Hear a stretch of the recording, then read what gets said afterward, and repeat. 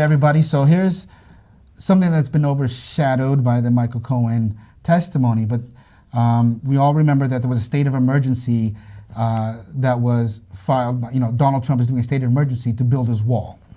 And the House this week had passed legislation or a bill to say that it is not a state of emergency and that he cannot get the funding to be able to do this. So it passed House and it has to go to the Senate.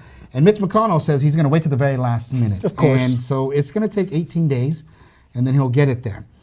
We are going to need the Republican vote to make sure this gets done. And by no means, I believe 100% that it's going to pass in the House with a regular majority.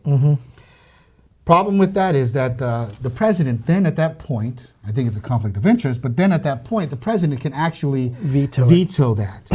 And so it's going to take a large effort from everyone who lives in a Republican state, Republican controlled Senate.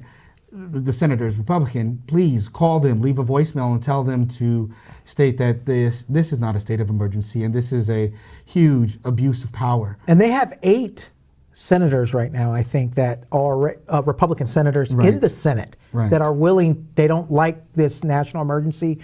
They think that it's not good. The appropriation of funding should come from Congress. They believe that. So we only need 2 or 3. Right, and well, I think more like 4 extra out of those 8. Yeah. But the reason why we will need the supermajority is that we have to override Donald Trump's veto. And when you talk to him, when you call and leave a message, or when you send an email, remember it's not so much that these guys are against the wall, because they want the wall as well. But in getting a wall in this fashion is actually and should be illegal, and it should be impeachable. Because the case is already in front of us. Donald Trump wanted a wall. He didn't claim an emergency. He asked Congress to give the funding for a wall. Congress did not give it, so now he's usurping his powers by saying, okay, fine, I'm going to claim a national emergency, a state of emergency, and get the funding to build this wall. He did it on camera. He answered it to the reporter that this is an opportunity or an avenue that he can take.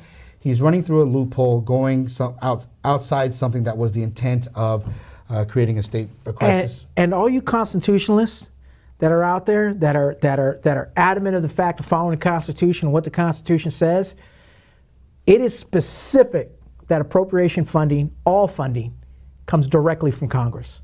That's in the Constitution.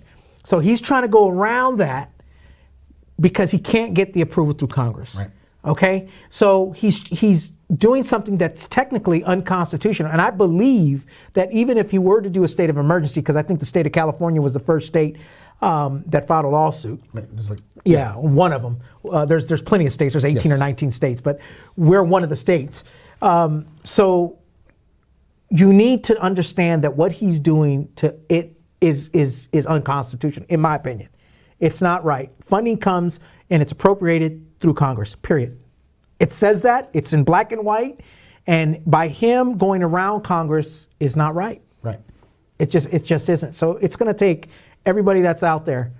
You need to call, and don't call your congressman. If you're a Democrat and you got a Republican representative, don't call them and say, hey, just be honest. Tell them, hey, look, I'm against it. You don't have to tell your political affiliation. Don't matter.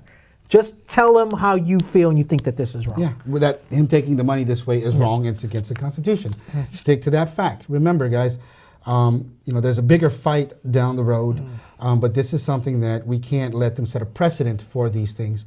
And so it's very, very important that we stop him from doing this, okay? Because if this was really a crisis, he never would have asked for the money from Congress. He would have just done it himself. That's how we do it when there are real crises, like our fires, like hurricanes. Those are real crises. This is not a real crisis. It's a made-up crisis. Thank you. Steve and Bobby Show.